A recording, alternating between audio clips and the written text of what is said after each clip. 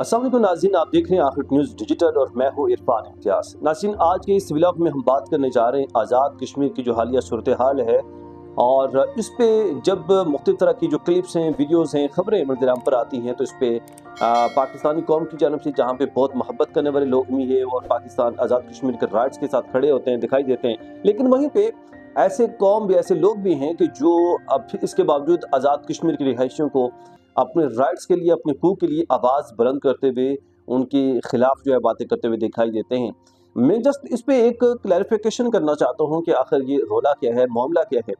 सबसे पहले मैं बात करूँगा, मैं वो सब लोग जो बातें कर रहे हैं, जिन्होंने आज़ाद कश्मीर का भी चक्कर नहीं लगाया, मैं उनसे कहूँगा कि आप आज़ाद कश्मीर का चक्कर लगाएँ, और वो आपने चक्कर जो लगाना है वो LOC तक लगाएँ। बिल्कुल जो लाइन ऑफ कंट्रोल है वहाँ तक आप जाएँ, घूमें फिरें, आपको आइडिया हो जाएगा कि क्या हो रहा है, क्या सही है, क्या गलत है, सब कुछ बिल्कुल अय्यां हो जाएगा आपके ऊपर। अच्छा, बेसिकली अब ना दो तरह के ग्रुप सामने आ गए। एक ग्रुप जो कहता है जी अब कश्मीर के लोग जो है वो नमक हराम हैं,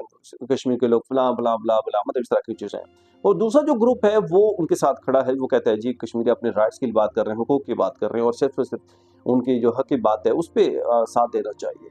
अच्छा, अब ये जो चीज़ें सामने रखी गई हैं, चार्टर ऑफ डिमांड है, इसमें सिर्फ और सिर्फ ये मुतालबे हैं जी, आप जो है MRI की हर ज़िला में आपको सहूलत मिले, बिग हॉस्पिटल आपको मिले कश्मीरियों को, और उसके अलावा जी एक एयरपोर्ट होना चाहिए आज़ाद कश्मीर के अंदर, जो अभी तक एयरपोर्ट नहीं है। और मुद्दा ये है कि भाई हमारी कैपिटल जो मुज़फ़्फ़राबाद, वहाँ पे एयरपोर्ट नहीं है, मीरपुर के अंदर नहीं है। मीरपुर, कोटली, ये दो ऐसे सिटीज़ हैं, ऐसे डिस्ट्रिक्ट्स हैं, ऐसे ज़िला हैं कि जिसकी ऑलमोस्ट 90% जो 95%, अगर मेरे को गलत नहीं होगा, कि जिनकी जो रिहायशी हैं वो रोज़गार के सिलसिले में मुस्तकिल तौर पर मुंतकिल हो चुके हैं ऑलमोस्ट, जिसमें UK बैठे हुए हैं, UK की तमाम सिटीज़ में, इसमें फिर इसके अलावा जी आप कनाडा काफ़ी तादाद है, फिर इसके अलावा जी अमेरिका काफ़ी तादाद है, स्पेन है, जर्मनी है, दुबई बहुत बड़ी तादाद है, सऊदी अरब बहुत बड़ी तादाद है, मतलब हर एक दूसरा घर जो है ना वो फॉरेन में कोई ना कोई मौजूद ज़रूर है। तो अब मुद्दा यह है कि भाई हमें ऐसा एयरपोर्ट चाहिए कि हमें सिर्फ एयरपोर्ट करने के लिए, मतलब फॉरेन टेरिटरी के लिए कोई न कहीं ट्रैवल करने के लिए हमें इस्लामाबाद आना पड़ता है, हर सूरत आना पड़ता है, और ये पीछे यहाँ से 4-5 घंटों का जो ट्रैवल है वो भी करना पड़ता है, मतलब इतना हेक्टिक है। अगर हमें आज़ाद कश्मीर में मीरपुर में, जो कि मरकज़ लगता है, वहाँ पे एयरपोर्ट मिल जाए तो कश्मीरी अवाम को काफ़ी सहूलत मैसर होगी, काफ़ी सहूलत मिलेगी। तो मतलब ये कुछ बुनियादी चीज़ें हैं जिसमें सेहत के हवाले से, स्कूल्स और कॉलेजेस के हवाले से, रोड्स इंफ्रास्ट्रक्चर के हवाले से, क्या ये सब मांगना जुर्म है? अच्छा, मैं आपको ना यहाँ पे एक चीज़ क्लियर करता चलूँ। अब यू बिलीव कि मैं खुद क्योंकि आज़ाद कश्मीर का रहायशी हूँ, तो यकीन जानिए आप बिग सिटीज़ तक तो जाते हैं आप, और वो भी जो रोड है जो हमारे बिग सिटीज़ तक जा रही होती है वो भी सिंगल रोड है, जहाँ पे यहाँ जो पंजाब के अंदर हो गया या इधर जो सिटीज़ में पाकिस्तान के अंदर, वो रोड जो है वो ऐसे दिखती है कि जैसे यहाँ पे आपने एक सिंगल किसी मोहल्ले की सिंगल गली में दी होती है, मतलब उसकी जो चौड़ाई है वो इतनी होती है, और उसका रोड इंफ्रास्ट्रक्चर जो उसकी हालत होती है वो इस हद तक ख़राब होती है कि आप ट्रैवल भी नहीं कर सकते। आप थोड़ा सा आगे जाएंगे फिर आपको खड्डा आ जाएगा नज़र, फिर आप वो खड्डा बचाएंगे, अगला खड्डा गाड़ी उसमें लग जाएगी, वो खड्डा आप जाने की कोशिश करेंगे, अगले खड्डे में गाड़ी लग जाएगी, मतलब इस तरह की सिचुएशन है। मैं शुरू करूँगा सबसे पहले यहाँ से, जब आप जाते हैं कश्मीर की तरफ ट्रैवल करते हैं, ख़ास करके आप मीरपुर का जो डिवीज़न हो गया, कोटली का डिवीज़न हो गया,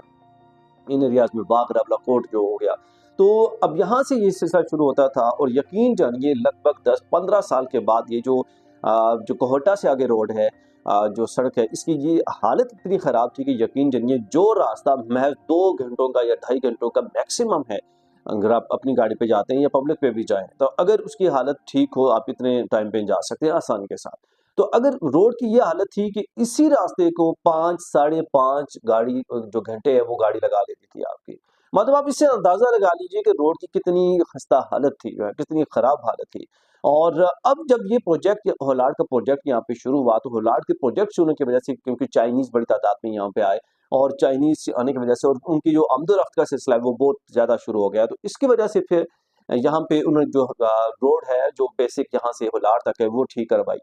तो उसके आगे भी मैं बात करता चलूँ कि अब ये भी मतलब उस हद तक इतनी VIP रोड नहीं है, इतनी VIP सड़क नहीं है कि जिसको आप कंसीडर कर सकें। तो जिस तरह आपकी लिंक रोड्स हैं वही हालत उसकी है, ये हालांकि मेन रोड है मैं जिसकी बात कर रहा हूँ। उसके बाद ये आगे हम जाएं तो जो हालत जो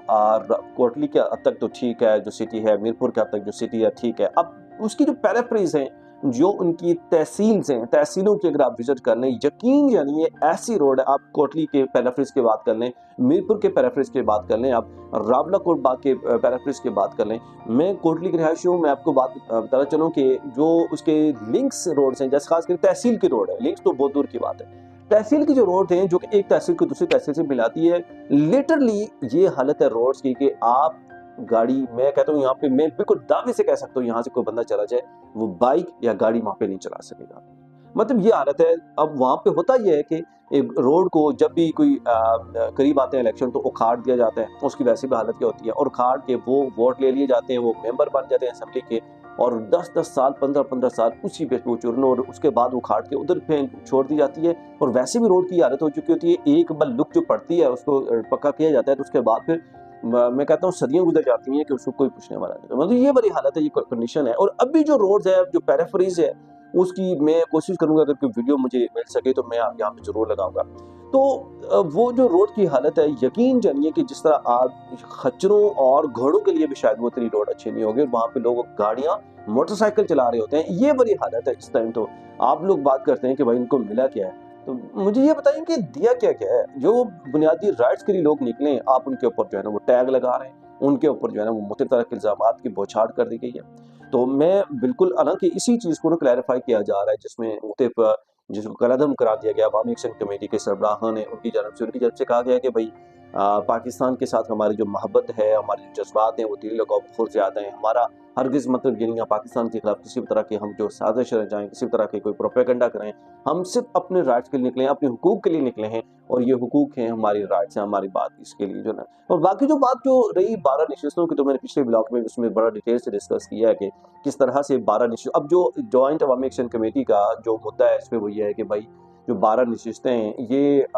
بیسیکلی جو بلیک میلنگ کے لیے یوز کی جاتی ہیں. جو بھی یہاں پہ پارٹی بنتی ہے، جو گورنمنٹ بنتی ہے، جس کی حکومت آتی ہے، وہ وہاں پہ اپنی گورنمنٹ بنانے کے لیے، کیونکہ ٹوٹل جو نشستوں کی تعداد ہے وہ 53 ہے. 53 میں سے 12 نشستیں یہ جو مہاجرین کی نشستیں ہیں جو کہ محض نام ہے، سارے پاکستان کے اندر موجود ہوتے ہیں، اور یہ اپنی مرضی سے جس کو دل کرتا ہے 12 یہاں سے وزراء بنا لیتے ہیں. اور دوسری بات جو اہم ہے وہ یہ ہے کہ بھائی یہ جو وزراء ہوتے ہیں ان کو بڑی اہم وزارتیں دی جاتی ہیں، جیسے وزیر خزانہ ہو گیا، وزیر مال ہو گیا، وزیر اسپورٹس ہو گیا، مطلب بلا بلا بہت جو امپورٹنٹ جتنے بھی ہیں وہ ساری ان کو دی جاتی ہیں. تو اب ان کا مدعا یہ ہے کہ بھائی کشمیر کا بجٹ ہے، کشمیر کا آتا ہے تو وہ دوبارہ سے بجٹ پاکستان میں آ جاتا ہے، اور یہاں پہ بھی لگا ہوا کہیں پہ بھی جو چیک اینڈ بیلنس نہیں ہے وہ نظر ہی نہیں آتا کہ بھائی کہیں انہوں نے لگایا بھی ہے یا نہیں. مطلب سارا اس طرح کا سینیریو ہے. یہ ساری چیزیں جو ہے نا آپ کے سامنے رکھنے کا مقصد ہے کہ آپ کو کلیئر ہو جائے کہ بھائی آخر چل کیا رہا ہے، اور یہ جو سارا پروٹیسٹ ہے، احتجاج ہے، لوگوں کا نکلنے کا جو مقصد ہے وہ کیا ہے. اور میں بالکل دعوے کے ساتھ کہہ سکتا ہوں کہ کوئی بھی بندہ پاکستان کے کسی بھی بگ سٹی سے اٹھ کے کشمیر کے ان پیرافریز میں چلا جائے. آپ نیلم کے جو روڈز ہیں، اگر آپ گئے، بڑی وہ ٹورسٹ پلیسز ہیں، گھومنے کی جگہیں ہیں، لیکن آپ بلیو نہیں کر سکتے کہ اگر آپ گئے تو آپ کو اندازہ ہو جائے گا کہ آپ جو 4x4 جیپ ہے، بڑی جو ٹائروں والی جیپ ہے، تو اس کے بغیر آپ سفر نہیں کر سکتے، کیونکہ روڈز کی جو حالت ہے وہ اتنی خراب ہے. حالانکہ وہاں پہ جو ٹورزم ہے، اگر روڈ انفراسٹرکچر اچھا ہو تو ٹورزم کو اتنا پروموٹ کیا جا سکتا ہے کہ وہاں سے گورنمنٹ آف آزاد کشمیر اور پاکستان بہت اچھا بھلا جو